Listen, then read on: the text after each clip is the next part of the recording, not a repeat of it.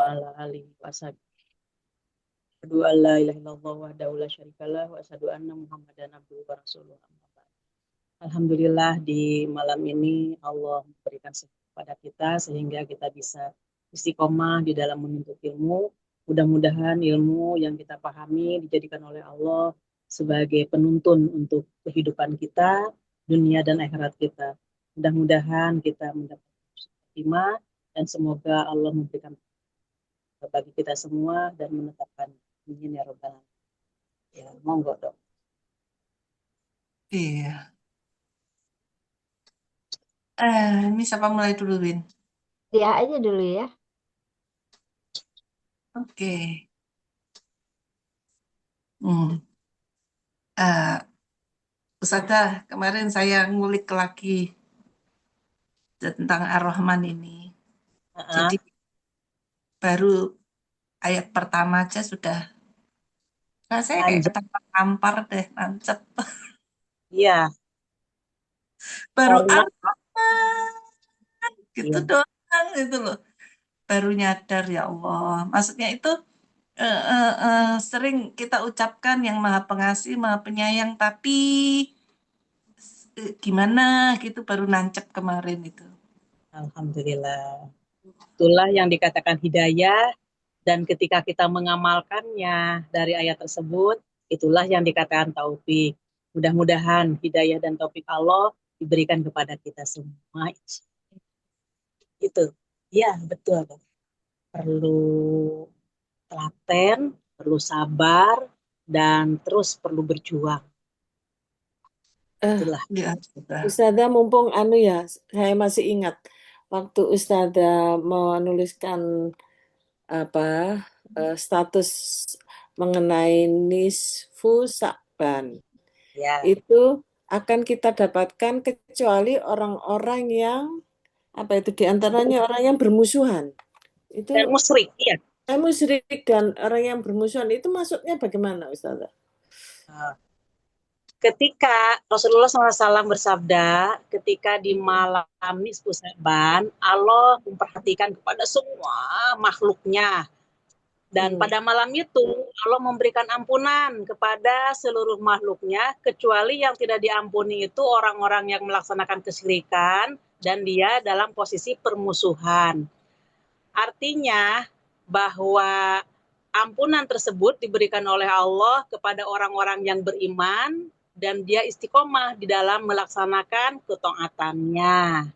Nah, maka dari itu tanpa diminta pada malam itu sudah merupakan bonus bagi kita. Dan di malam tersebut tidak ada kekhususan. Artinya doa spesial malam itu, sholat spesial, atau besoknya ada puasa, tidak ada. Saya selama ini tidak menemukan gitu dalilnya. Sementara banyak di medsos itu berkeliaran hal-hal yang berkaitan dengan masalah keutamaan. Wallahu a'lam, saya yang jelas belum menemukan. Kalau umpamanya dikatakan tidak menemukan, mungkin saya itu terlalu sombong, maka saya mengatakan belum menemukan. Bahkan Jadi orang yang kecuali orang musyrik dan orang yang sedang bermusuhan itu maksudnya ya, ya. Maka ketika dia bermusuhan, kan dia keimanannya ternodai dengan dia melakukan permusuhan. Sedangkan orang yang beriman itu kan haram untuk bermusuhan, untuk membenci orang, untuk dengki, untuk iri, kan haram hal itu, dilarang. Tapi ternyata dia dalam posisi malam nisfu Sa'ban masih memiliki hati kotor kepada orang lain. Nah, itu dibiarkan oleh Allah, tidak diampuni. Jadi makanya saya menerangkan bahwa ampunan itu tanpa diminta akan datang kepada orang yang beriman. Yang orang beriman tersebut istiqomah dalam melaksanakan ketaatannya kepada Allah. Kalau dia melaksanakan kesyirikan, sudah pasti bukan orang yang taat. Kalau dia bermusuhan, sudah pasti dia pun bukan orang yang taat. Sadah, bermusuhan itu kan berarti dari kedua belah pihak ya. Tapi apabila ada orang yang dimusuhi, dia sendiri sebenarnya nggak memusuhi. Itu yang dimusuhi tapi tidak memusuhi tidak apa-apa. Ya, tidak apa-apa. Jadi yang dimusuhi itu kan dia sudah hatinya sudah istilahnya memang pertamanya mungkin ada konflik sedikit, tapi sudah saling memaafkan. Ketika kita memaafkan dia, tapi dia ternyata mukanya masih jelek kepada kita. Apa namanya? Sakit Di hati. dalam di dalam masalah pas ketemu dengan kita pun mungkin kan kita bisa melihat dari mimik raut mukanya seperti itu. Jadi loh kok seperti inilah, bahkan dia mungkin buang muka, ya urusan dia sama Allah. Oh, Itu tidak begitu. dia tidak mendapatkan ampunan. Tapi yang sudah memaafkan, yang tidak merasa ada permusuhan, tidak apa-apa ya Ustazah. Ya, itu dia mendapatkan bonus ampunan dari Allah pada malam itu. Kemudian banyak orang yang mengatakan di malam itu harus banyak minta ampun kepada Allah, banyak beribadah. Bukan hanya malam itu saja, setiap malam. Bukan hanya malam saja, setiap siang. Bukan hanya waktu tertentu, Setiap saat. seterusnya gitu. Makanya kita tidak boleh lepas dari zikir kepada Allah, mohon ampunan gitu. Ya itu Bu Susi, bagaimana? Ya, ya, ya, terima kasih. Saya gini, kok yang bermusuhan? Waduh. Oh, artinya di situ Allah tidak akan memaafkan orang-orang yang berselisih. Artinya mereka harus saling memaafkan dulu, baru Allah memberikan ampunan. Begitu ya, Ustaz? Ya, dan bukan hanya nisfu Sa'ban saja. Di hadis Iya, yang iya. lain, setiap hari Senin dan hari Kamis, Allah akan memaafkan kepada orang-orang yang beriman. Kecuali orang yang memutuskan tali silaturahmi atau bermusuhan tersebut. Di hadis yang lainnya begitu. Jadi bukan nisfu Sa'ban saja. Di hari Kamis dan hari Senin pun demikian gitu. Jadi kalau kita tahu ilmunya itu, oh ini bonus dari Allah yang kita ini dituntut oleh Allah untuk selalu istiqomah dalam ketaatan, artinya kita jangan melanggar apa yang Allah perintahkan dan apa yang Allah perintahkan kita harus laksanakan dan apa yang Allah larang jangan kita langgar. Insya Allah orang-orang tersebut akan mendapatkan bonus-bonus tersebut. Kalau saya kata-katanya bonus, karena itu tanpa diminta Allah memberikan. Iya. Kemudian untuk Dokter Diah tadi, di dalam masalah surat Ar-Rahman ini memang sebegitu luasnya.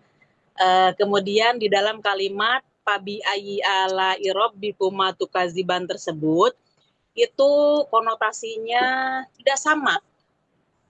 Tergantung ayat sebelumnya. Allah menerangkan tentang nikmat apa, maka konotasi kalimat Pabi ayyi ala irabbikuma tukaziban itu untuk ayat itu, untuk ayat itu, untuk ayat itu. Artinya, teguran kepada manusia bahwa dia itu harus betul-betul mengakui tentang keesaan Allah, mengakui tentang masalah rububiyah Allah. Jangan sampai dia itu membandingkan atau jangan sampai dia itu mempersekutukan kepada selain Allah. Ya begitu, Dok. Monggo kita lanjut. Baik, 17 ya Ustazah. Ya, monggo. Dialah Tuhan kedua tempat terbit matahari pada musim panas dan musim dingin, dan Tuhan kedua tempat terbenam matahari pada kedua musim itu. Ini maksudnya kedua tempat terbit itu maksudnya di musim panas dan di musim dingin ya? Ya, karena bukan letter leh ada dua tempat terbit pada matahari kan terbitnya dari timur, bukan timur dan apa begitu ya?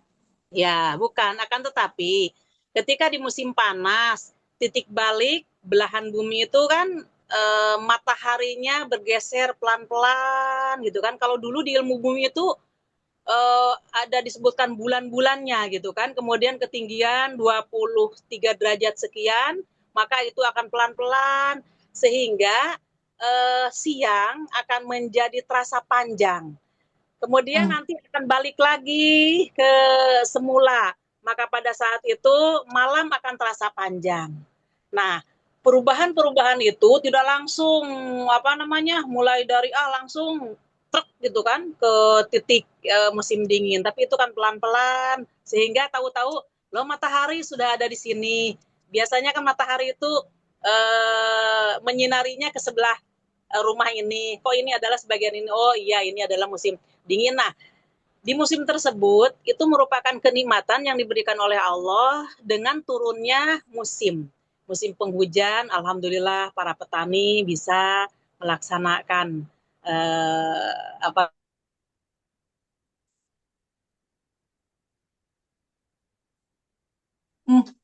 Loh, Ustazah, apa? hilang. Sudah. Loh, Hilang ya. suara saya hilang. Ya, Iya. sudah. Tadi berhenti ya, sempat berhenti. Loh, Bis- Oh, berhenti lagi. Oke, bagaimana sekarang? Udah sudah. bagus. Coba ya, nanti kalau berhenti saya tak keluar dulu atau nanti saya ganti. Nah, Ya, ya. iya. Maka ketika musim dingin tadi itu menghasilkan manfaat bagi manusia dengan adanya turun hujan. Sebagaimana dengan turun hujan itu tumbuh-tumbuhan menjadi subur, belahan bumi mana yang tadinya kering akan mengeluarkan sesuatu yang ditumbuhkan, baik itu langsung Allah tumbuhkan seperti rerumputan untuk kambing-kambing, untuk binatang ternak, atau yang ditanam oleh manusia sehingga biji-bijian, buah-buahan itu adalah bermanfaat sekali untuk kehidupan manusia. Ketika musim panas, ya tentu sudah pasti orang-orang yang jualan kerupuk, jualan es, jualan lain-lain itu penghasilannya memang dari posisi situasi seperti itu. Nah, maka nikmat mana lagi yang kalian dustakan terhadap apa yang telah Allah perbuat. Nah, di sini merupakan teguran Allah lah yang memberikan kemudahan kepada kalian di dalam segala urusan kehidupan kalian, tapi kenapa kalian tidak mau ibadah kepada Allah? Kenapa kalian meninggalkan sholat, nggak mau puasa, nggak mau memperhatikan masalah zakatnya kalau di intern. Kalau eksternnya yang tidak Islam, kok kenapa kalian mempersekutukan Allah? Padahal semuanya itu adalah rezeki dari Allah, tapi kenapa kalian masih aja dalam posisi tidak menyembah Allah. Ya dok, seperti itu. Monggo. Berarti yang ke-18 ini Fabi Alar Irabbikumatu Katiban itu untuk atas ayat yang 17 ini ya. Ya,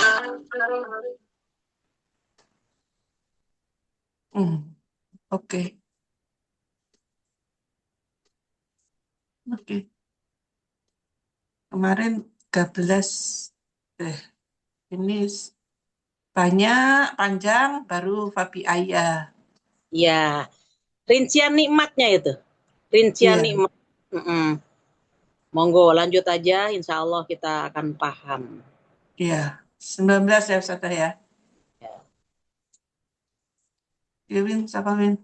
Ya, Susi ya, Sus sayang. Ya, oke. Berapa? 19 ya? Dia membiarkan dua laut, tawar dan asin bertemu. Ya. Di antara keduanya ada pembatas yang tidak dilampaui oleh masing-masing. Paham. Ini ya, mengibaratkan bahwa kekuasaan Allah itu bisa memberikan contoh ini, air laut dan air tawar, asin dan tawar itu bisa bertemu. Bisa bertemu, akan tetapi satu sama lain tidak bisa bersatu. Oh, bertemu tapi tidak bersatu ya? Satu. Tetap. Kalau Oh, umpamanya ikan asin masuk ke tawar, dia lama-lama kan tergoyang-goyang pindah lagi. Contoh kalau umpamanya untuk pendekatan kepada kita, ketika kita nyimpan air di gelas, kemudian kita tuangkan minyak goreng. Walaupun dikocek oleh kita pun, lama-lama dia itu akan bersatu lagi, minyak dengan minyak, air dengan air. Nah, itulah antara batas air dan minyak itu, di situ ada hijab. Ada penghalang yang kita tidak bisa melihat penghalang tersebut.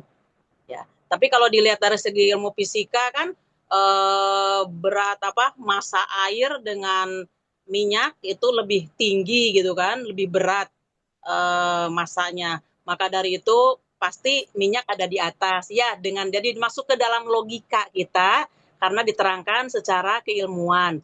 Begitu juga air asin dengan air tawar. Nah, di situ juga insya Allah mungkin itu fisika yang bisa memecahkan para ahlinya seperti itu. Akan tetapi di situ tidak ada penghalang maksudnya gitu. Tidak ada kaca, tidak apa-apa. Jadi walaupun umpamanya ada bahtera yang lewat, itu tergoyangkan dengan ombak, dengan angin, tapi ujung-ujungnya berpisah lagi. Yang tawar ke tawar, yang asin ke asin. Manfaatnya apa? Maka ketika kita minum, sudah pasti menggunakannya air yang tawar tersebut. Kemudian mutiara-mutiara yang dijadikan oleh Allah biasanya itu terjadi di air yang asin. Seperti itu. Maka nikmat manalah. Nah, ditegur lagi oleh Allah. Jadi dan di sini menunjukkan rububiyah Allah, tidak ada yang bisa ikut campur di dalam pengolahan keadaan tersebut. Maka Allah lah yang kuasa. Semuanya ini menunjukkan kekuasaan Allah. Isinya ini adalah rahmat Allah, kekuasaan Allah, nikmat Allah, dan teguran Allah kepada manusia. Itu surat Ar-Rahman. Intinya itu. Izin Ustazah mau tanya. Halo? Ya, Ya. Maaf.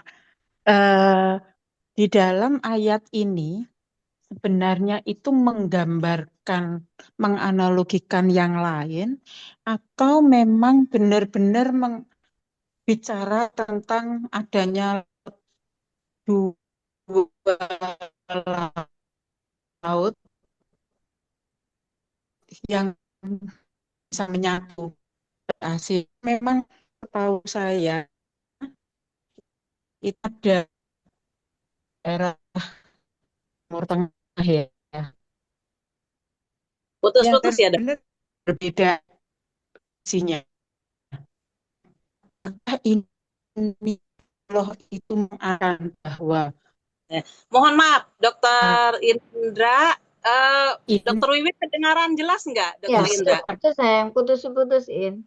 Mungkin sinyalnya kali ya. Sinyalnya. Iya, sempat dengar tadi nanyain apakah ayat ini atau benar-benar menggambarkan aslinya ada atau kiasan. sebagai perumpamaan, kiasan. Ya, begitulah. Nah, ya asli, monggo jenengan buka YouTube ya, di situ persatu di itu laut merah itu. Iya. Perhatikan. Nah, asli adanya. Nah, sudah ada dalam penelitian, asli adanya. Nah, ketika asli adanya itu bukan kiasan, maka itu adalah supaya manusia itu berpikir dari hasil apa yang telah Allah nyatakan, itu merupakan nikmat bagi kita. Ya, begitu. Asli. Jadi memang benar-benar Allah itu memberi contoh ibaratnya laut tawar dan asin yang memang tidak bisa melampaui masing-masingnya. Di situ fisiknya, tapi bukan dari perumpamaan. Memang lautnya ada, tapi sifat apa yang dibuat perumpamaan seperti laut, seperti kondisi laut itu, bukan suatu perumpamaan ya. Bukan, asli. Dan dari masing-masing menghasilkan nikmat. Air tawar untuk kebutuhan kita, yang minum, yang nyuci, dan lain sebagainya. Air asin di situ banyak menghasilkan mutiara-mutiara dan lain-lain sebagainya. Dua-duanya menghasilkan ikan. Maka ketika ikan ada di laut asin, ada di air asin dan air tawar, si ikan itu begitu kita makan diambil dari air laut yang asin, dia tidak asin, tetap aja tawar. Maka di situ menunjukkan kekuasaan Allah. Nah, itulah kekuasaan Allah. Dan banyak lagi kalau kita mungkin apa sih yang dihasilkan oleh laut asin dan laut tawar itu apa saja itu. Semuanya itu ganggang itu ya kalau dilihat dari segi ilmu biologi itu banyak nikmatnya gitu. Cuman saya menerangkan hanya itu aja. Dengan segitu aja insya Allah akan paham. Itu menunjukkan kekuasaan Allah, dan ketika Allah menciptakan itu tidak ada satupun siapapun yang ikut serta di dalam pengolahan tersebut. Maka dari itu dewa mana yang bisa menguasai lautan tersebut? Artinya di situ Allah menolak, tidak ada dewa apapun yang menguasai lautan. Hanya Allah lah yang mengatur segala. Itu dok. Berarti fungsi Al-Quran sebagai sumber ilmu antara lain contohnya ayat ini ya, karena zaman dulu kita kan tidak ada YouTube, kita tidak tahu. Orang-orang zaman dulu mana tahu, mana bisa ngebayangin ada dua laut. Kalau karena sekarang aja ada YouTube, kita gampang searching Ya. gitu. Ya betul. Ya. Betul. Ya, saya itu kemarin berpikirnya begini, waktu membaca ini. Secara fisik, realnya memang ada gambaran laut yang dua kondisi itu. Tapi saya membayangkan, apakah ini Allah membuat perumpamaan? Nah, saya terbayangnya seseorang misalnya, dia orang baik, tapi dia berada di lingkungan yang jahat, di lingkungan yang tidak mendidik. Apakah Allah itu sebenarnya bisa memberi pembatas secara yang tidak terlihat ya, yang baik tetap baik. Apakah yang seperti itu? Jadi sebenarnya bukan itu ya arahnya. Bukan. Saya kemarin mengatakan, oh, oke. Itu ada tersendiri bahwa orang yang berada di circle Al-Quran dan Sunnah sudah pasti dia berada di atas kebenaran. Tapi umpamanya dia itu orang benar, tapi karena lingkungannya dia terus-menerus, padahal dia dalam hati kecilnya tahu ini salah. Tapi kalau saya nggak ikut-ikutan, apa kata dunia, jadi saya ini dikatakan kuper, dia dikatakan lain-lain. Berarti di situ dia belum bisa memilih dan belum bisa melaksanakan arti dari kebenaran yang dia miliki. Itu ada tersendiri ayat-ayatnya bahwa mereka itu adalah termasuk orang-orang yang fasik. Seperti orang-orang seperti begini. Dia orang Islam, tapi begitu giliran sholat, dia nggak sholat. Begitu giliran Ramadan, dia tidak mau puasa. Nah, karena apa mereka melakukan itu? Karena lingkungannya. Lingkungannya dia melihat orang-orang tidak ada yang puasa. Yang tadinya dia puasa mungkin dari rumah, karena seperti itu. Akhirnya dia kena pergaulan seperti itu, jatuhlah dia di dalam kemaksiatan. Itulah yang dikatakan orang-orang fasik. Nah, kalau ini bukan perumpamaan, akan tetapi di sini menunjukkan real. Dan di situ masing-masing dua air ini menghasilkan sesuatu yang bermanfaat untuk kita. Ya itu dong.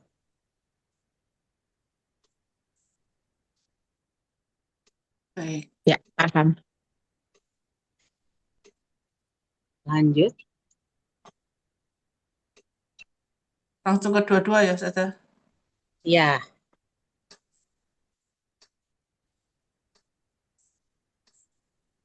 Ya, silakan Indra ya, sayang. Oh, baik. Dua. Bentar.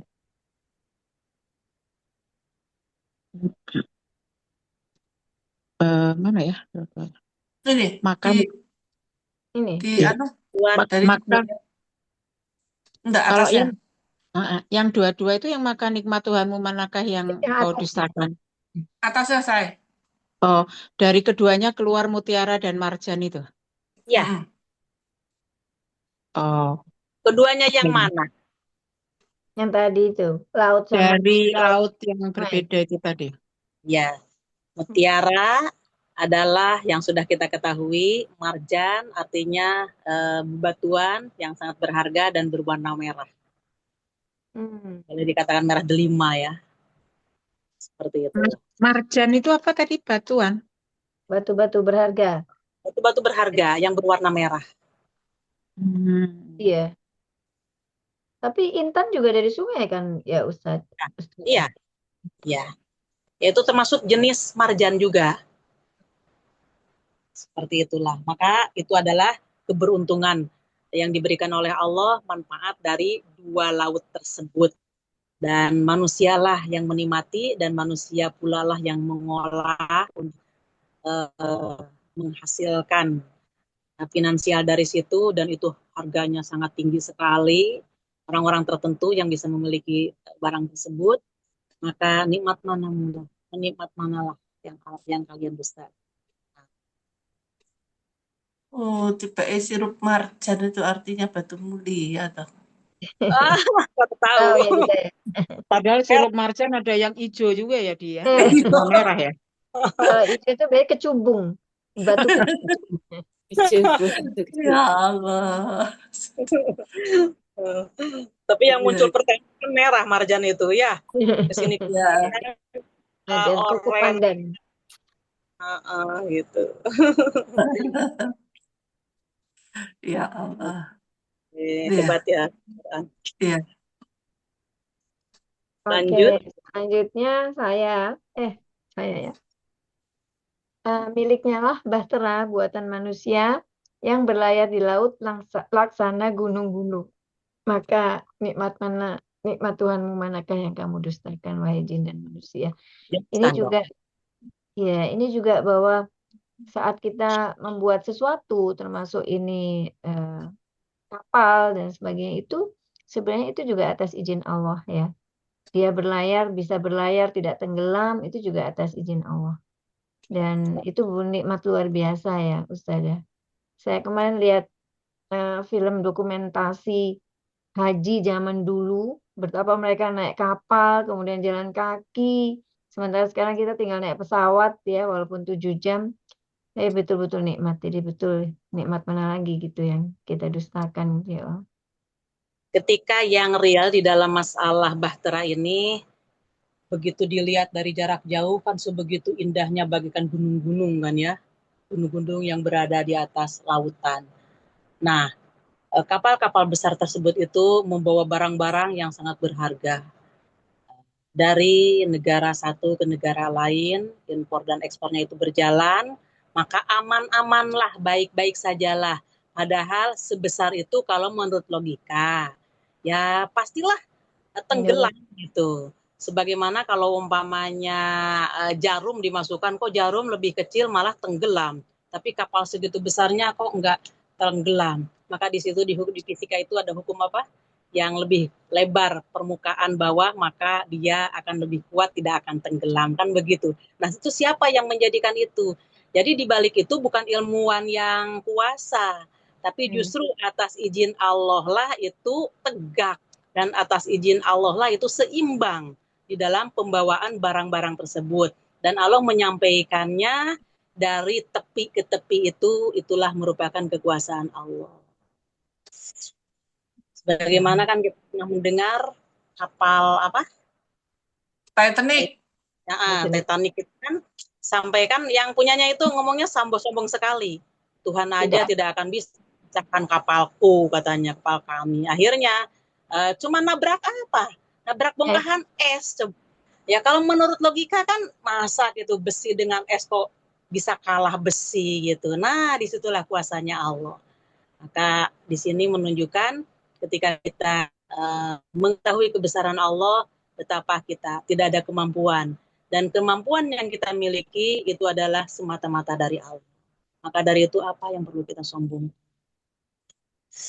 Ya begitu dong. Maka nikmat mana lagi? Nah, ditegur lagi oleh Allah dalam hal itu. Itu semua dari aku, gitu kan? Kenapa kamu nggak mau ibadah kepada aku? Ini peringatan bagi kita ini, supaya kita tidak lalai. Jadi ini pun bukan perumpamaan ya, benar-benar tentang ilmu kapal di laut. Iya. Bukan perumpamaan.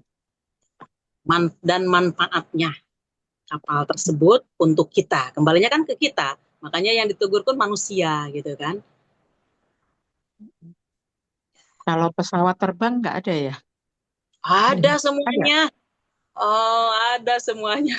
Nggak di sini ya, berarti ya. Nanti surat Di surat Al-An'am. yang lain. Surat Al-An'am. Ya, lanjut. Berarti Nabi Nuh itu bikin kapal itu yang ngajarin ya Allah sendiri ya? Iya, kan di dalam suratnya dikatakan, maka aku ilhamkan, aku wahyukan kepada Nuh dengan apa namanya, apa ya, dengan pantauanku gitu kan.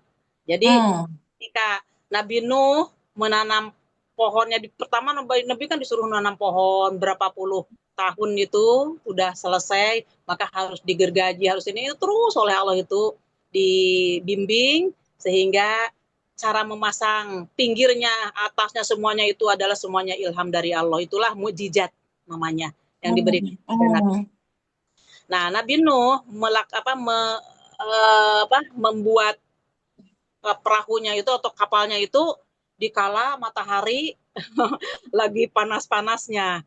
Nah, supaya apa ya? Supaya lancar. Allah supaya lancar memberikan kelangsungan dia bekerja. Kalau hujan kan mungkin nggak enak, mungkin niup dulu gitu kan Nabi Nuh. Ini enggak, langsung dikerjakan oleh Nabi Nuh. Orang-orang yang kafir yang tidak itu mengetawakan kepada Nuh, dasar kamu itu gila, masa di siang bolong ini kok membuat perahu, sampai seperti itu. Ya, ternyata yang dituduh gila itu selamat, mereka itu yang tidak selamat. Ya, itu adalah merupakan perumpamaan bagi kita, jangan sampai kita ini menyombongkan diri, dan jangan sampai kita ini tidak mau taat kepada aturan Allah. Pokoknya paham nggak paham di dalam masalah agama, kita samina wa atokna. Nanti ketika kita terus menelusuri ayat demi ayat, kita tolabul ilmi, insya Allah itu akan sampai mutiaranya kepada kita. Oke. Lanjut, Dok. Baik, selanjutnya Uria ya, Uria bisa? Insya Allah bisa. Bismillahirrahmanirrahim. Semua yang ada di atas bumi itu akan binasa. Akan tetapi wajah atau zat Tuhanmu yang memiliki kebesaran dan kemudian tetap kekal. Jadi ini sifat Allah yang kekal dan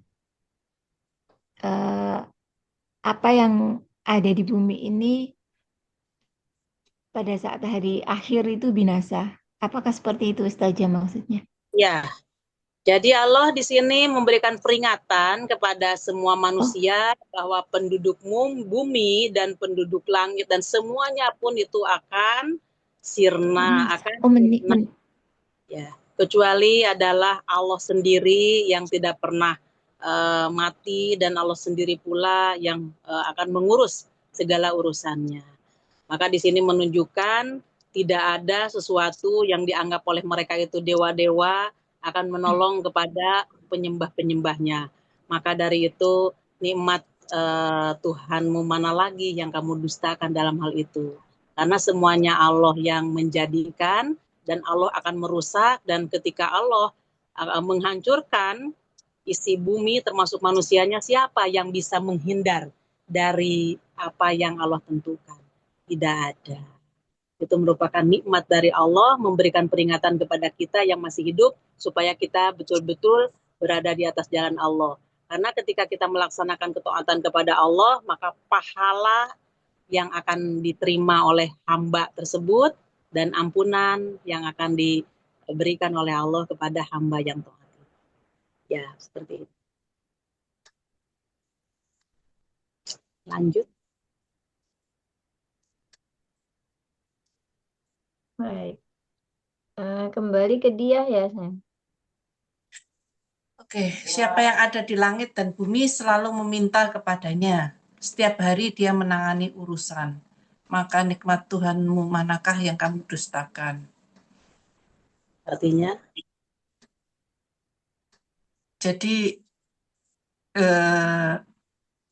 semua yang ada di langit dan bumi ini, baik batu-batu, tumbuhan, binatang, semua itu tunduk. Kalau manusia enggak tunduk itu ya kebacut bin kebangetan gitu ya. Iya. Betapa sibuknya Allah itu setiap hari menangani urusan. Ya, Allah enggak pernah lalai ya, sekecil apapun gitu ya. Ya.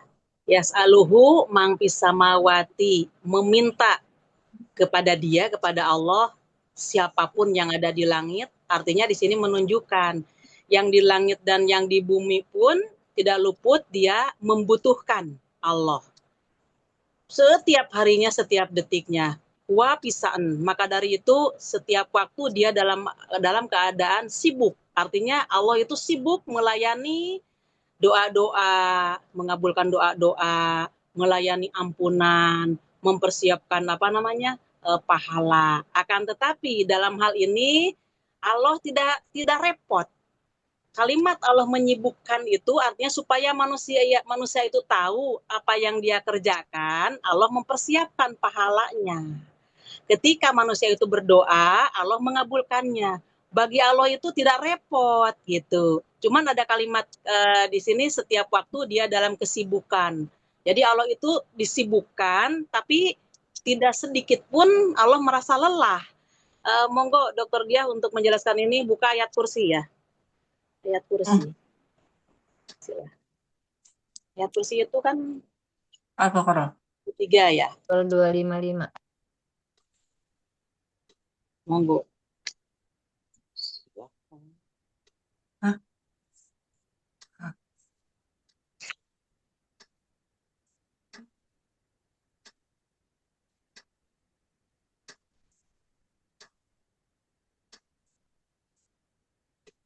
Monggo. Silakan 255. Siapa yang baca? Jenengan sendiri dong. Nah, 254, 255 itu ini. Nah, Allah tidak ada Tuhan selain Dia yang maha hidup lagi terus-menerus mengurus makhluknya. Oh iya, Dia tidak dilanda oleh kantuk dan tidak pula oleh tidur. Miliknya lah apa yang ada di langit dan apa yang ada di bumi. Tidak ada yang dapat memberi syafaat di sisinya tanpa izinnya. Dia mengetahui apa yang ada di hadapan mereka dan apa yang ada di belakang mereka. Mereka tidak mengetahui sesuatu apapun dari ilmunya kecuali apa yang dia kehendaki.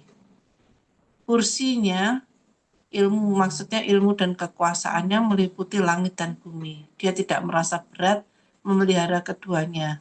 Dialah yang maha tinggi lagi maha agung. Iya. Masalahnya konotasi kalimat disibukkan, biasanya kan kita mendengar sibuk, oh dia itu tidak ada henti-hentinya, mungkin lelah, mungkin capek, itu tuduhan manusia kepada manusia.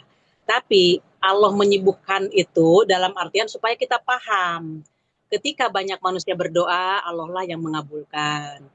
Ketika manusia itu memohon ampun, maka Allah lah yang mengampuni dosa-dosanya. Ketika dia melaksanakan amalan-amalan soleh, maka Allah pula lah yang mempersiapkan pahalanya.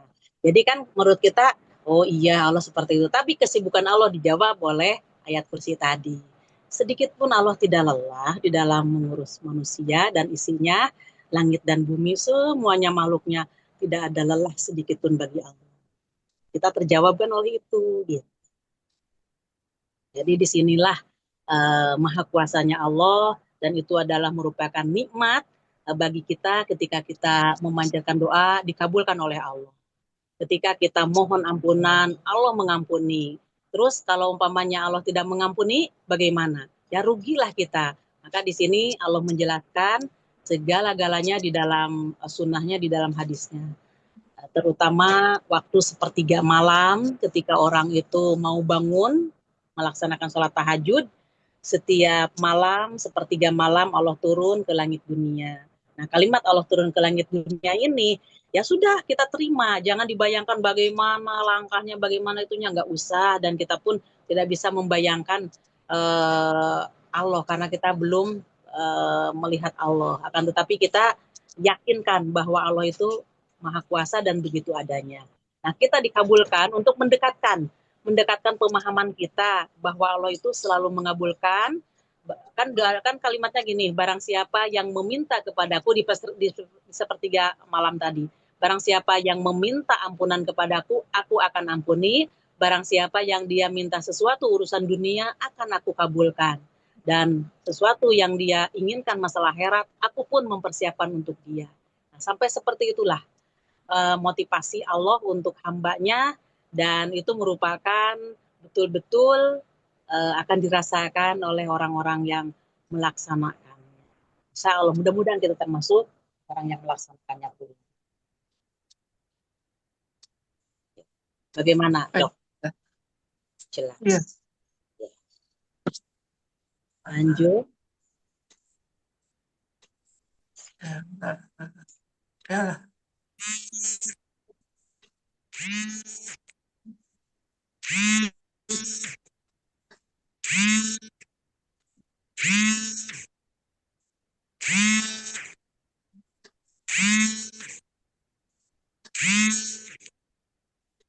Ar-Rahman 25 ya?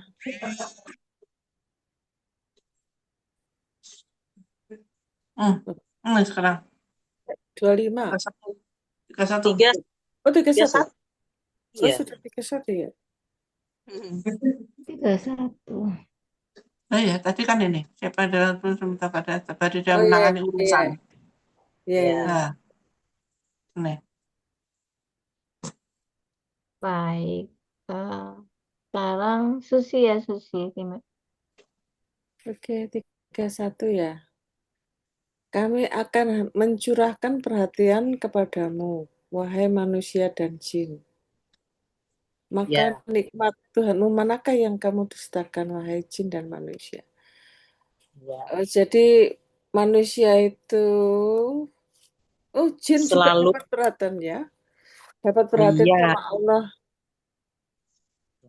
Makanya kalimatnya pabi ayyi ala rabbikum tukadziban itu kalimat kalau di dalam bahasa grammar bahasa Arab itu adalah itu tasniyah ya, musanna, tasniyah. Maka tasniyah ini adalah untuk dua golongan, yaitu golongan jin dan manusia. Tukazibu. Kalau umpamanya ini kan ala irabbikuma tukazibu. Kalau tukazibu itu satu. Ya, tapi di sini tukaziban dua. Nah, dua itu adalah golongan manusia dan jin. Wahai manusia dan jin, nikmat Tuhanmu manakah yang kamu dustakan? Itu teguran kepada manusia dan jin. Karena jin juga, ya ini pedomannya Al-Quran dan Sunnah. Beliau-beliau ini, si jin-jin ini hidup di masa Rasulullah Sallallahu Alaihi Wasallam.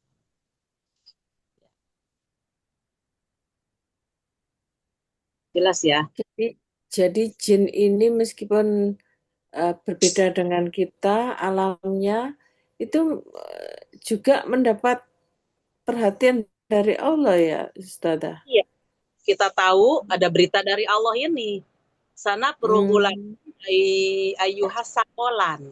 Nah, kami akan memperhatikan sepenuhnya kepadamu berdua, golongan yaitu manusia dan jin. Sakolan itu dua golongan. Golongan mana? Yaitu golongan manusia dan jin. Sana perugu lakum, aku akan memperhatikan sepenuhnya. Artinya Allah melihat ketika mereka berdua, golongan jin dan manusia memohon kepada Allah. Nah, kalau di situ Allah berkenan, pasti mengabulkan doa-doanya. Kemudian kalau mereka minta ampun, pasti Allah akan mengampuninya.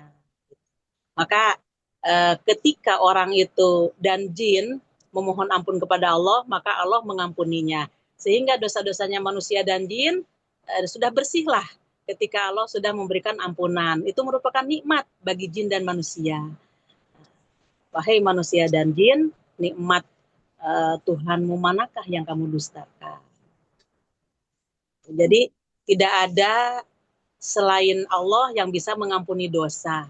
Dan tidak ada di dalam ayat manapun yang mengatakan seseorang itu bisa menebus dosa orang lain.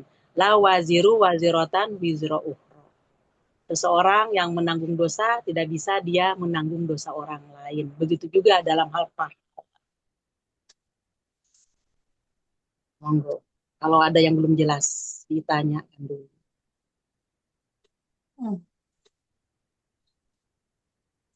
Detil berarti ya Al-Quran ini ya.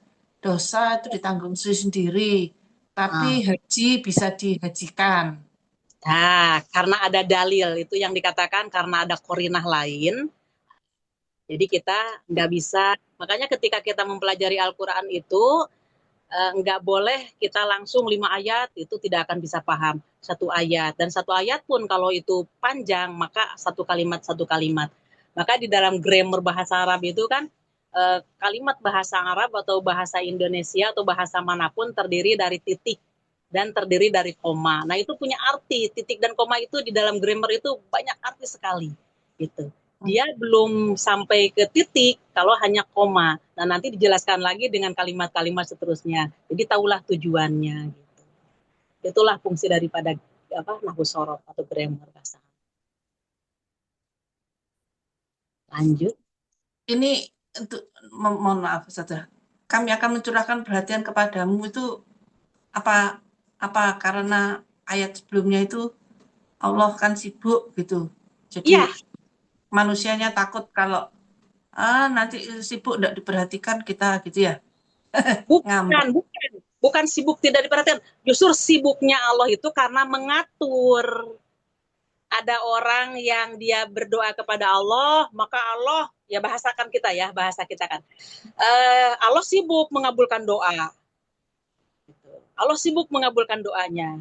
Ketika ada manusia memohon ampun kepada Allah, maka Allah sibuk memaafkannya. Maka ketika Allah menentukan kehidupan dan kematian, Allah pun sibuk mengatur itu gitu. Ya. Bukan dalam arti kita takut kehilangan bahwa karena Allah sibuk, tidak seperti itu. Maka tadi dijawab oleh ayat kursi. Tidak berat. Allah kan. Nah, itu. Kemudian kalau dokter saya jelaskan lagi masalah hadis. Di hadisnya begini. Kalau dikumpulkan manusia dan jin, mungkin dokter sudah tahu hadis ini.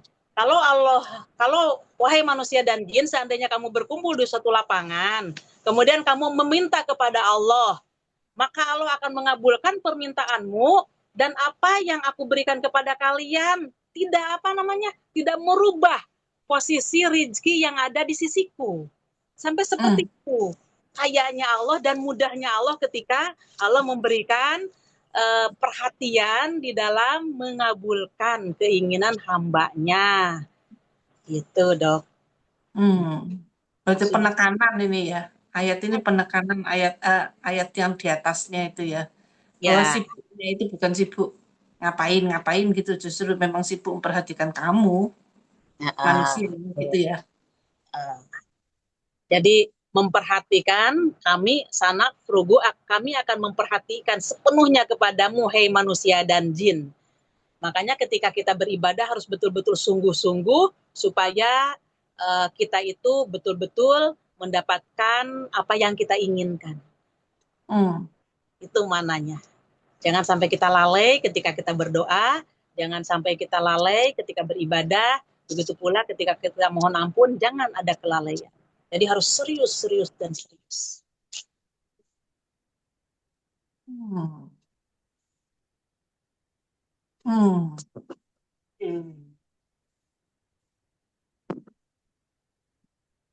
Itu kalau yang sholatnya cepat kilat. Nah, iya. Ini di ayat 32-nya kan kembali lagi di dalam masalah fabi'ayyi ala'i rabbikum tukadziban. Maka nikmat Tuhan kamu yang manakah yang kamu dustakan? Monggo, Dok, jelaskan dengan ayat yang sebelumnya tadi. Makna di sini apa? Coba.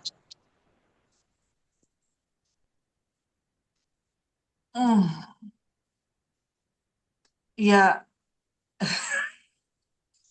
enggak tahu sudah apa yang seperti saya bilang itu. Jadi kalau yang sholatnya cuman ada toh yang sholatnya secepat kilat tuh cuk. Itu tuh ya apa ya? Kamu diperhatikan tapi kok kamu cuma sekedar cuma sekedar penggugur kewajiban gitu loh. Cek nemenin sih gitu loh. Kira-kira pakai gitu, saudara? Bisa masuk ke situ, ranah itu bisa. Tapi penekanannya di sini, ketika kamu melaksanakan permohonan kepada Allah mengabulkan kepada kamu. Coba ya perhatikan ini. Ketika kamu meminta kepada Allah mengabulkan kepada kamu. Keinginan kamu selalu Allah ikuti. Nah, lambat ataupun cepat. Maka ketika kamu punya dosa, kamu bertobat kepada Allah, maka Allah ampunilah dosa-dosa tersebut. Itu bukankah suatu nikmat bagi kita? Itu pertanyaannya. Maka ukurannya, maka nikmat Tuhan kamu manakah yang kamu dustakan? Gitu. Bisa ya, bisa. Ya. Karena di ayat-ayat ini dikatakan Tuhan sendiri yang bilang gitu bahwa aku itu tidak sibuk. Ya sibuknya ya memang memperhatikan kalian satu persatu itu gitu kan ya Ustazah. Dan ketika kamu meminta, aku kabulkan. Kan itu nikmat bagi kita gitu Ya, kan. Nah, sudah dinyatakan gitu sama Allah sendiri. gitu. Sudah kamu kabulkan, sudah kamu ikuti keinginan, kok masih nggak mau ibadah? Nah gitu, kok masih kamu nggak mau taat? Kalau orang non-muslim itu masih kamu menyembah berhala, padahal semuanya aku gitu kan. Nah, dia kan menyembah ke berhalanya, mohon maaf. Ada yang diminta kan, minta ini, minta itu, supaya sukses di dalam segala urusannya, sehat, selamat. Kan yang diminta itu bukan ucapan kepada Allah yang menciptakan langit dan bumi. Yang dia hadapi itu adalah berhalanya atau Tuhannya mereka. Tapi yang mengabulkan itu siapa? Allah gitu. Itu tegurannya. Masih kamu itu menyembah berhala. Padahal aku, kata Allah, yang mengikuti keinginan kamu, mengabulkan doa-doa kamu. Nah, itu Dok. Paham ya? Ya. Ini kayak diingatkan ya, jangan Iya. nusuk belakang gitu loh. Orang udah dikasih semua, Betul. udah dikasih semuanya, wes enak-enak diperhatikan kan ibaratnya ini semua Nah, perhatikan, tapi kok masih masih ya, aja bersekutukan. ya, Dasar manusia. iya. Sampai di ayat lain orang yang demikian itu kata Allah itu seburuk-buruknya makhluk katanya. Iya kan? Pernah mendengar? Seburuk-buruknya makhluk. Ya Pak, di mana itu? Di dalam surat Al-Bayyinah. Sarun, seburuk-buruknya makhluk. Lanjut. Iya.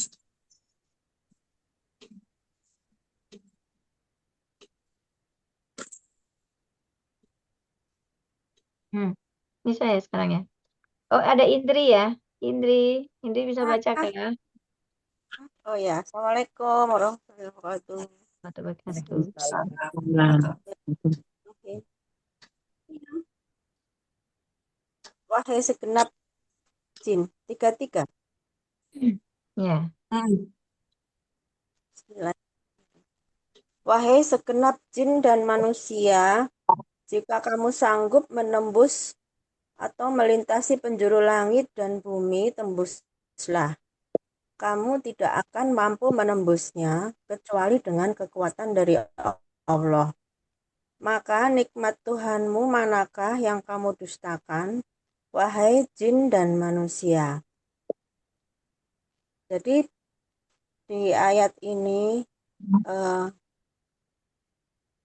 manusia dan jin itu sanggup menembus penjuru langit dan bumi itu dengan kekuatan dari Allah.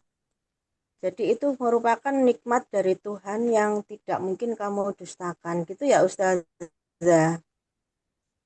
Kalau jenengan menerangkan itu, saya bertanya, kapan manusia itu menembus langit? Menembus langit itu waktu kayak ke bulan gitu, bukan ya? Atau waktu Nabi Muhammad itu mendapat wahyu sholat itu gitu. Itu mujizat. Oh, itu Kalau ke angkasa. ya.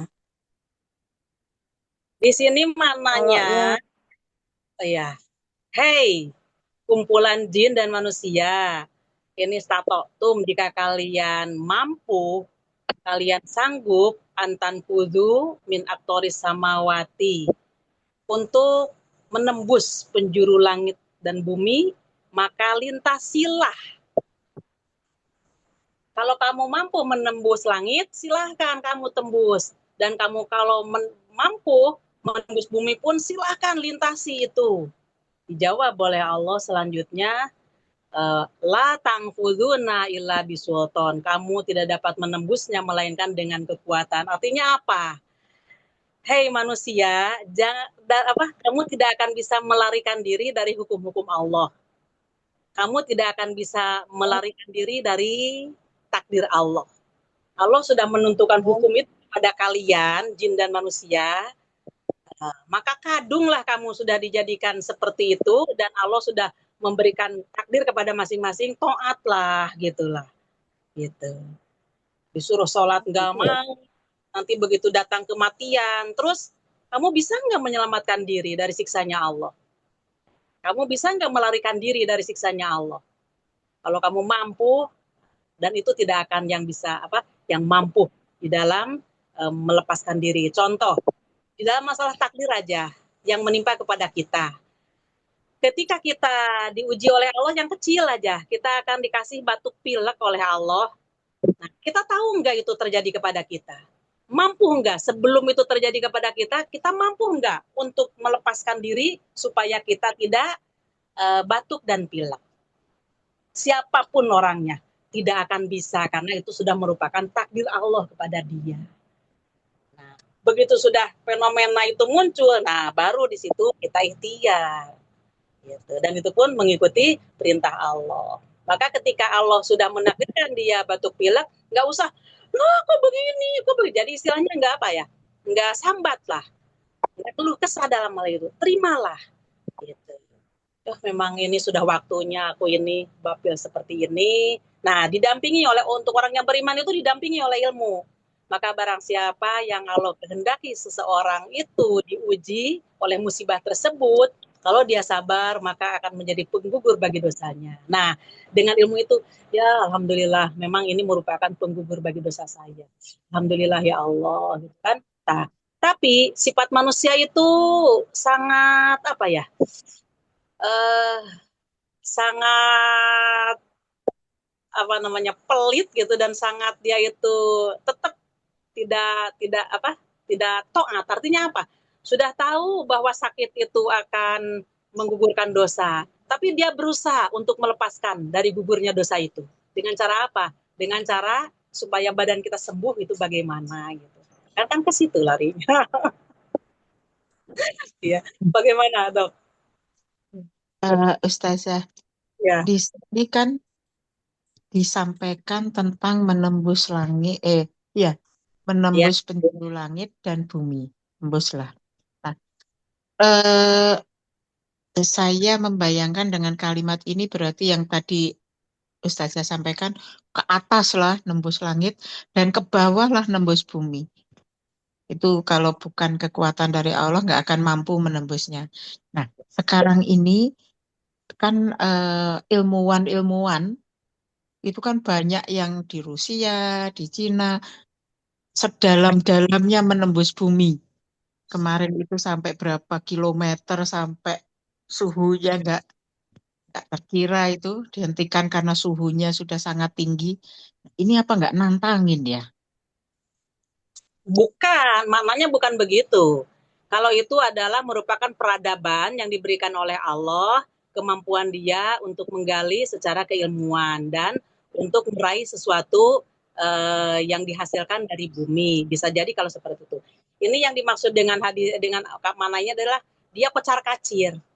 Ketika Allah menentukan kepada dia itu, umpamanya kan Allah sudah menentukan bahwa Allah menciptakan jin dan manusia itu untuk beribadah.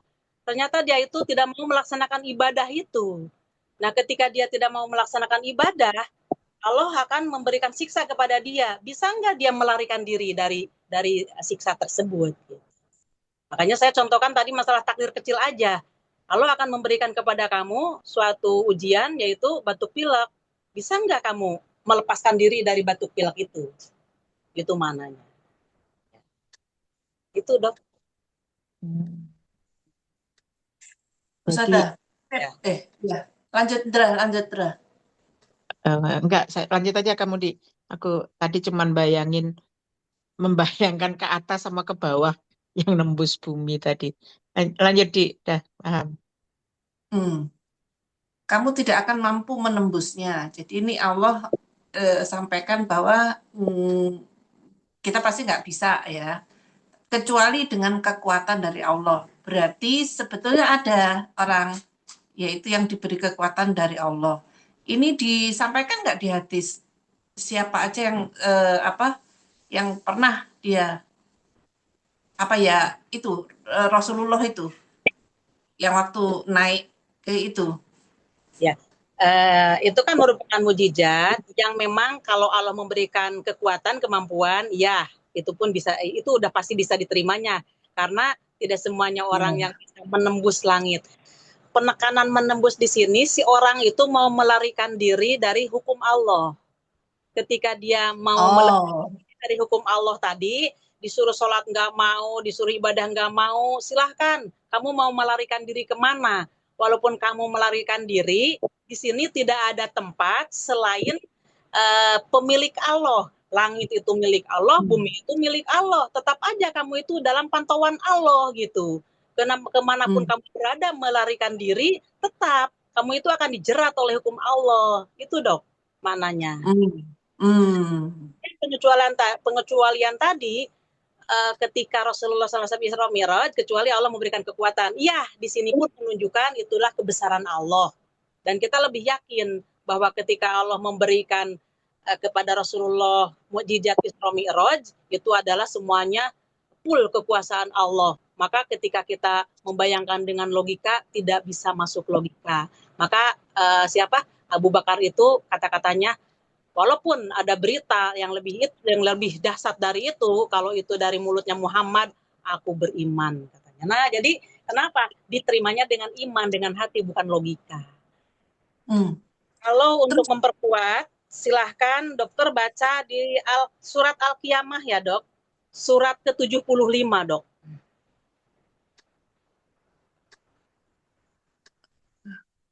Surat ke-75.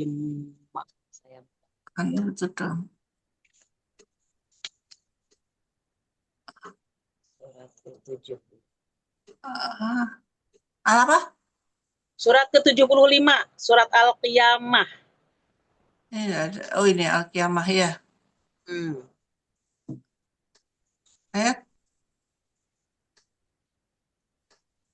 Ayatnya ayat 10 dok, sampai 12. Iya. Oh ini jadi kaitannya pada itu ya. Kemana tempat lari? Pada hari itu manusia berkata, kemana tempat lari? Sekali-sekali tidak ada tempat berlindung. Hanya kepada Tuhanmu tempat kembali pada hari itu. Oh ayat tadi itu merujuk kepada mau melarikan diri, begitu ya? Ya. Oke. Tadi yang saya ingin tanya itu, selain contohnya Rasulullah tadi itu, apa kayak ada cerita orang yang bisa haji surut tapi terus di saat yang maksudnya tanpa naik pesawat atau apa kayak gitu, itu apa beneran ada atau gimana gitu? Kalau itu istilahnya mohon maaf yang dicontohkan oleh dokter itu terlalu rendah dan itu adalah masih bisa dijangkau oleh manusia dan itu bagian dari peradaban yang Allah berikan kepada manusia. Dulu manusia seperti itu. Nah, sekarang ini lebih canggih lagi. Nah, itu adalah merupakan bukan yang naik pesawat, tapi maksudnya itu haji sekarang langsung drut sudah ada di sana gitu loh. Apa sih itu istilahnya? Menghilang apa namanya? Kayak lewat pintu Doraemon itu ya dia. Apa? Kayak lewat Doraemon. Ya kan tidak ada dok, mohon maaf tidak ada. Tidak ada. Itu kan dulu katanya gitu, jadi ada orang yang bisa berada di dua tempat gitu, Ustazah. Itu cerita tasawuf, mohon maaf, hati-hati. Tidak ada yang seperti itu. Enak itu bagi laki-laki kalau seperti itu. Di tempat yang sama, di tempat yang berbeda, Bapak jiwanya, mohon maaf, fisiknya ada dua, ya enaklah dalam poligami dia. Tidak akan kehilangan dan istrinya akan damai terus. Gak beres. Jadi tasawuf saja. Karena cerita tasawuf, ilmu filsafat mengatakan seperti itu adalah ilmu yang sesat. Jadi ketika seseorang, sebagaimana dikatakan kan, aku sudah sholat di mana? Di Mekah katanya sholatnya itu. Aku sekarang ini lagi melaksanakan haji, orangnya ada di situ, dia ngomong di situ. Udah tidak ada seperti itu, mohon maaf. Enggak. Bukan ilmu Al-Quran dan Sunnah, bukan. Jangan percaya ya.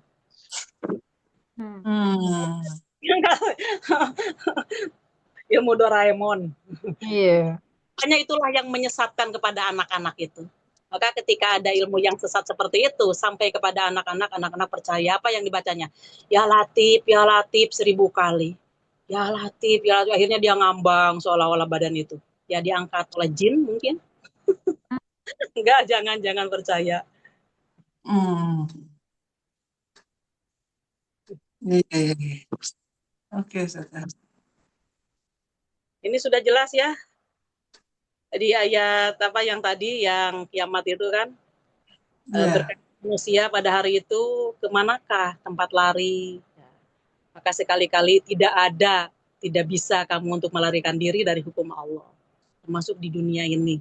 Siapapun yang bisa melarikan dari takdirnya masing-masing tidak ada.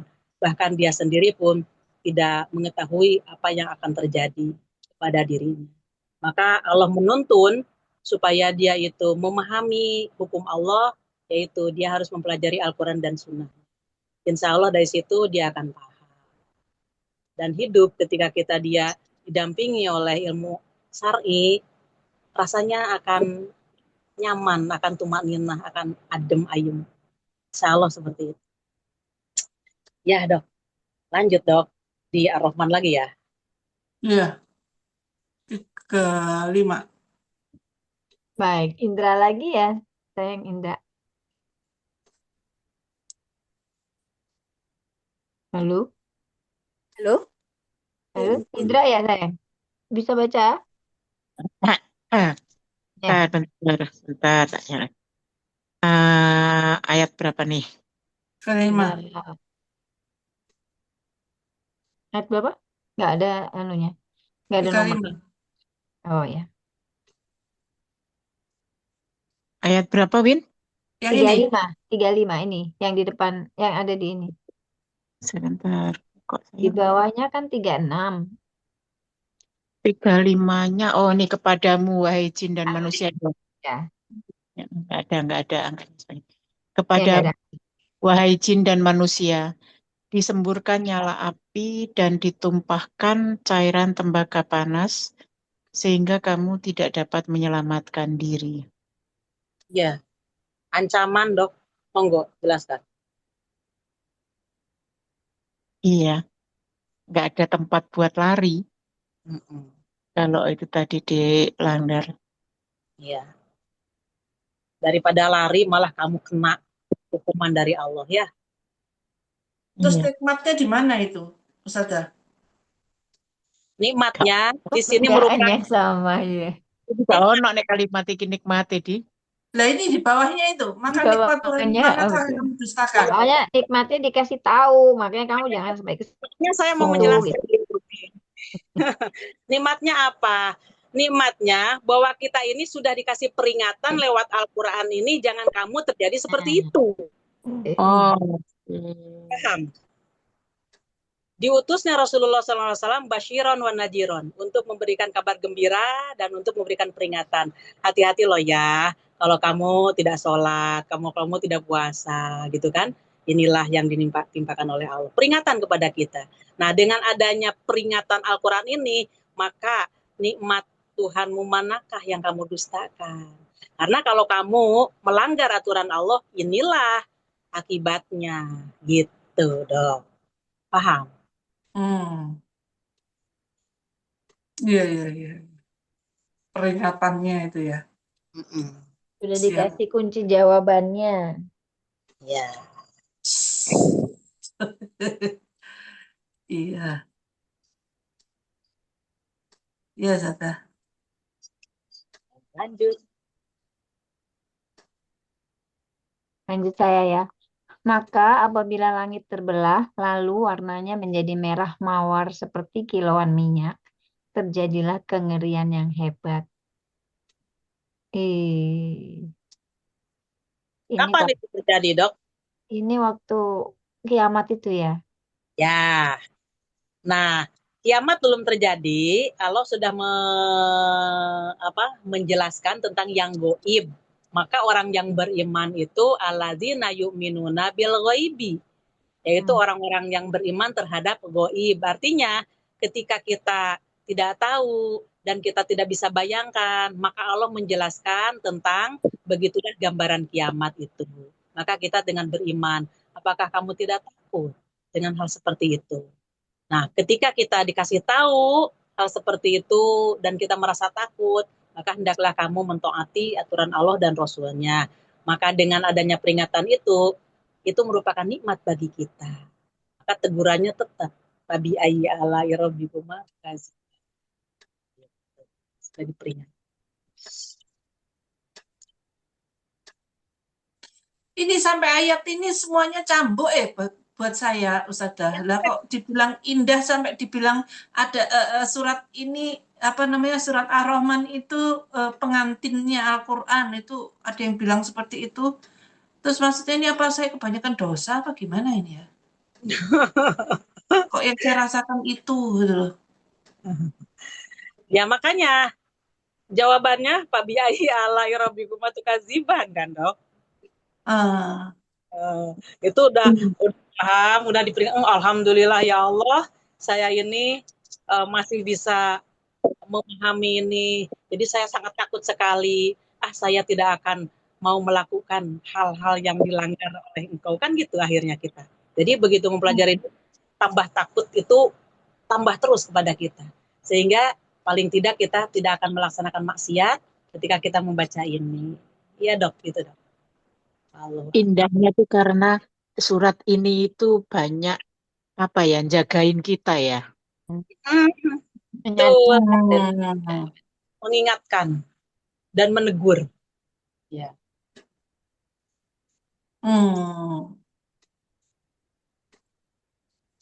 Jadi Iya. nasihat gitu loh ya.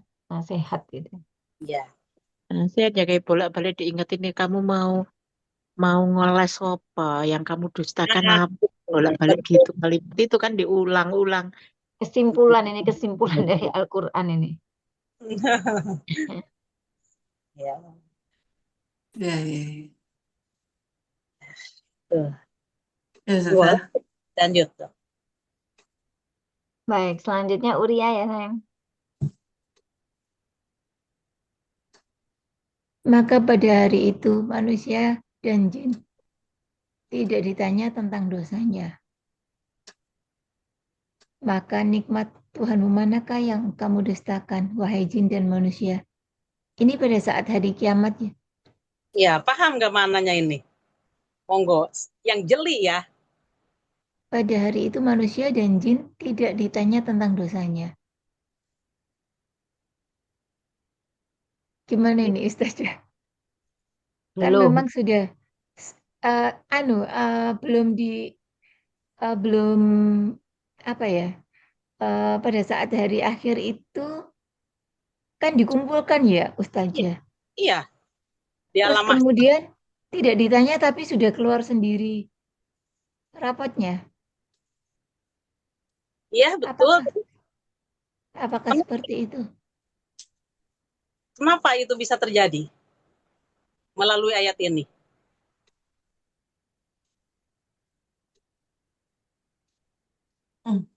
Sudah jelas lah dosanya. Iya, sudah jelas di rapotnya itu. Karena Jadi Allah kalau tidak selalu ditanya, terus kemudian mungkin apa kalau ditanya? Itu sih yang saya pahami. Yang dibingungkan itu ya. Kok kenapa Iya. tidak ditanya ya? Gitu kan? Kan jenengan sudah mempelajari. Tambah stres. Kan jenengan sudah mempelajari dari atas sampai bawah, sampai ayat terakhir ini yang jenengan baca. Semuanya sudah diberikan peringatan tentang itu. Dan itu merupakan nikmat bagi kalian. Seandainya kamu masih berada di circle dosa-dosa yang kamu lakukan, maka tidak akan ditanya lagi, kenapa kamu begini dan begitu. Jadi tinggal langsung aja oleh Allah dimasukkan ke dalam neraka. Dulu sudah diperingatkan kok, masih ngeyel. Nah, kalau kata dokter Indra tadi, nggak bisa ngeles, iya. Nah, untuk penjelasan di dalam hal itu, silahkan di surat Al-Mursalat, Dok. Dokter Dia, monggo dibuka surat ke-77. Surat apa? Surat ke-77 di atas kiamat. Nah, tadi.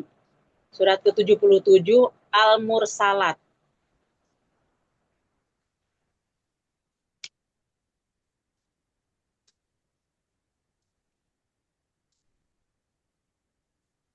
Ada nomornya.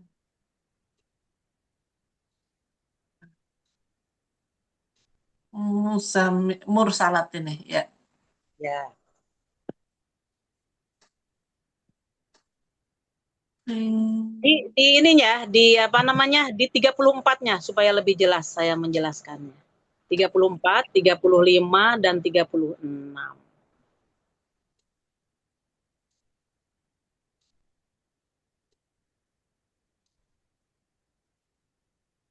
Hmm.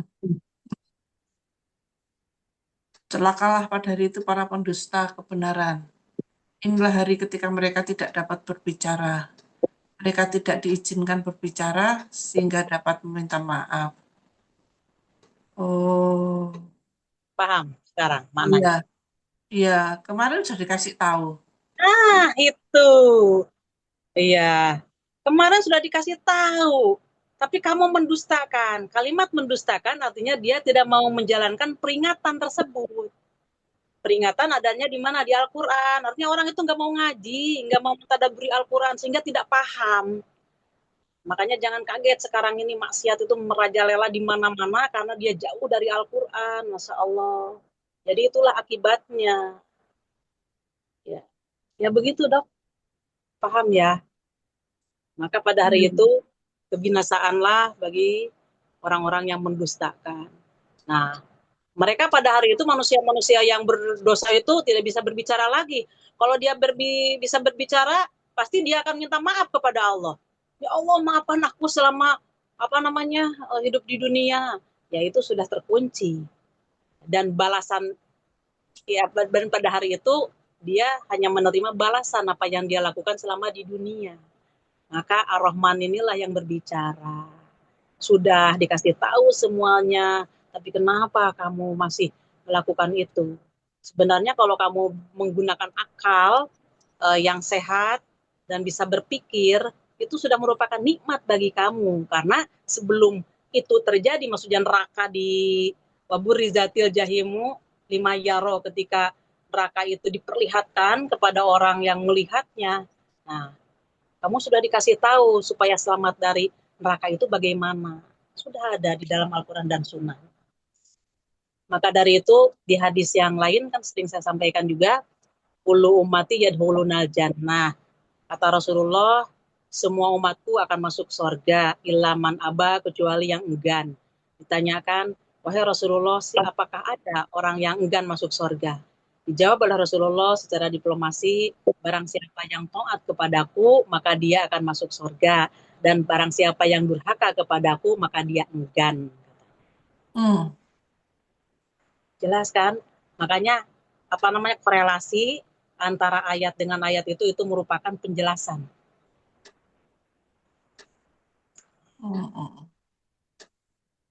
Ya pelan-pelan aja kita akan sampai ke situ. Okay. Jelas? Kembali ke Ar-Rahman.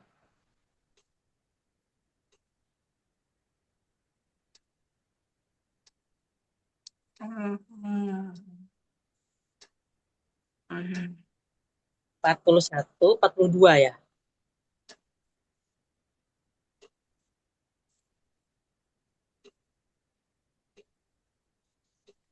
Ya. Monggo dok, siapa? Ya, sudah Uria ya. Indri ya. Oh, saya ya. Ya. Bentar. Ini saja. Para para pendosa dikenali dengan tanda-tandanya, lalu direnggut ubun-ubun dan kakinya. Maka nikmat Tuhanmu manakah yang kamu dustakan, wahai jin dan manusia? Para Paham. pendosa Mm-hmm. kurang paham, Ustazah. Dikenali, lalu direnggut ubun-ubun dan kakinya ini, Ustazah. Iya. Monggo dokter Dia, bagaimana? Semua Tandanya coba. pendosa apa? Enggak tahu, Saudara. Apa yang sudah jalannya molak-malik itu? Oh, Wah. ya kan You orang banyak ya. Ada yang mengesot, ada yang itu ya, Ustazah. di hadis Muslim dijelaskan, semua orang-orang yang berdosa disebabkan dari kezoliman, maka dia akan memegang bendera masing-masing. Atributnya masing-masing itu sudah diketahui. Jadi ketika seseorang itu nanti di akhirat itu, umpamanya mohon maaf, seorang pejabat menipu rakyatnya. Kalau menurut kita ini, saya adalah penipu rakyat, itu adalah merupakan dipegang oleh dia, ada di dalam atas kepalanya itu. Dipegang dengan ucapan itu, saya yang menzolimi rakyat. Kata si A, saya adalah menzolimi tetangga. Kata si B terus gitu itu semuanya. Jadi masing-masing mereka membawa bendera dari kezolimannya. Itu di hadis yang panjang di Muslim itu. Nah, di sini kalimatnya yuropul mujrimuna, maka orang-orang yang berdosa tadi yurofu diketahui bisimahum dengan tanda-tanda mereka. Dijelaskan oleh hadis itu memegang bendera kezoliman masing-masing. Akhirnya karena dia di dalam posisi berdosa tadi, fayukhadhu bin nawasi wal akdam. Lalu dipegang ubun-ubun dan kaki mereka. Ubun-ubun dan kaki mereka coba ya, mohon maaf. Kebayang nggak? Kepala sama kaki dipegang, disatukan. Berarti Ditarik, plak, putus tengahnya. ini kepala, ini kaki. Jadi diperingkalkan kayak donat, kayak donat. Oh gitu ya, kayak meringkuk gitu ya. Nah, jadi dari kepala ke kaki itu langsung di-shoot gitu kan. Ya, udah gitu dikemanakan? Dilemparkan ke neraka. Plung gitu kan. Nah, sampai seperti itulah. Nah, gitu. Paham? Oh, kayak dikarungi gitu ya, krok Kayak kalau kita diikat ngangkat gitu. anak itu kan, anak kucing. Nah, kucing yang kelihatan, tapi kucing memang fleksibel ya itunya ya. Iya, kalau kita kan susah ya. Ini manusia, ini disatukan. Kalau bayi kan masih bisa gitu ya. Iya, babi bisa. Kalau ini kan orang yang berdosa, udah itu, ini kepalanya sama kakinya disatukan, dipegang Kayak seperti lentur gitu ya Ustazah. Lentur gitu jadinya ya, kayak karet gitu apa ya. tapi itu ada di dalam genggaman malaikat. Langsung dikemanakan? Dilemparkan ke dalam neraka. Nah, tapi kok seperti itu kalimat di depannya? Di ayat 42-nya? Di ayat 43-nya monggo. 42 ya? Ya. Coba baca. 42-nya Bu Indri monggo, coba. 42. Abi Ayi, terjemahkan dulu. Nikmat Tuhanmu yang manakah yang kamu dustakan wahai jin dan manusia? Apa korelasinya dengan ayat tadi? Kok dipegang ininya sama kepalanya, kok ada kalimatnya nikmat lagi? Apa ya korelasinya ya? Tadi sudah saya jelaskan. Jadi kalau misalnya kita yang bertakwa itu nggak mungkin kayak gitu ya Ustazah. Oh gitu ya? Nah, itu jawabannya. Artinya, Allah sudah memberikan peringatan. Kalian jin dan manusia, jangan sampai itu terjadi kepada kalian, memegang bendera kezoliman, kalian memiliki tanda-tanda kezoliman. Maka ketika ayat ini merupakan peringatan bagi kita, jangan sampai kita menzolimi orang lain supaya kamu tidak seperti donat tadi gitu kalau saya mengatakan contohnya gitu. Nah, ini adalah merupakan nikmat bagi kita. Oh, kalau kita menzolimi ya seperti ini, kalau kita berbuat dosa ya seperti ini, ya Allah, alhamdulillah dari sini saya tidak akan berbuat dosa. Nah, itu maknanya. Nikmat manakah yang kamu dustakan?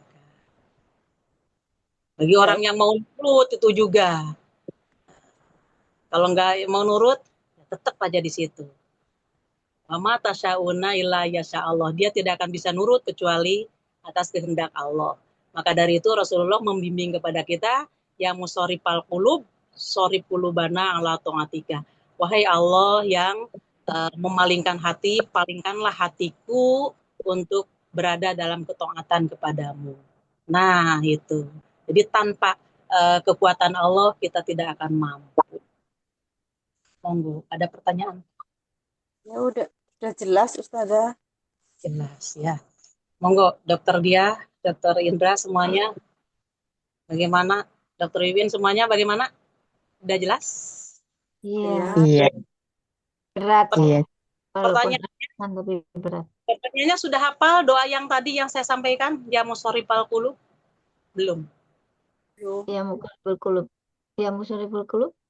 Sorif qulubana ala ta'atika. Hafalkan itu ya. Itu merupakan kita mohon kepada Allah untuk berada di atas ketaatan. Kalau ya muqallibal qulub, kita jadi ya yang pertama ya muqallibal qulub sabit qalbi ala dinik. Wahai yang Iya, membolak-balikkan hati, tetapkanlah iya. hatiku Itu berada di atas sujud. agamamu. Jadi itu untuk menetapkan hati kita supaya berada di atas Islam. Dengan dalil wala tamutuna illa wa antum muslimun. Karena kalian mati kecuali kalian dalam keadaan memeluk Islam. Nah, itu doanya yang tadi. Kalau kita ini kadang-kadang malas, kadang-kadang cenderung kepada maksiat, maka doanya ya musoripal qulub, sorip qulubana ala ta'atika. Wahai yang memalingkan hati, yang membolak-balikan hati, palingkanlah hatiku atas ketaatan kepadamu. Tanpa bantuan Allah kita tidak mampu. Jelas ya? Jelas. Ya. Iya. Sampai sini mudah-mudahan apa yang kita kaji dijadikan oleh Allah sebagai ilmu yang bermanfaat bagi kita, dan ketika kita sudah paham, mudah-mudahan kita akan termotivasi untuk selalu mencari mana yang baik dan yang benar menurut Allah dan Rasulnya. Mudah-mudahan kita selalu mendapatkan bimbingannya. Amin ya rabbal alamin. Astagfiruka wa atubu ilaik. Rabbana atina fid dunya hasanah wa fil akhirati hasanah wa qina adzabannar. Wassalamualaikum warahmatullahi wabarakatuh. Waalaikumsalam, jazakallah khair, Ustazah. Terima Terima kasih. Wabarakatuh. Alhamdulillah, terima kasih.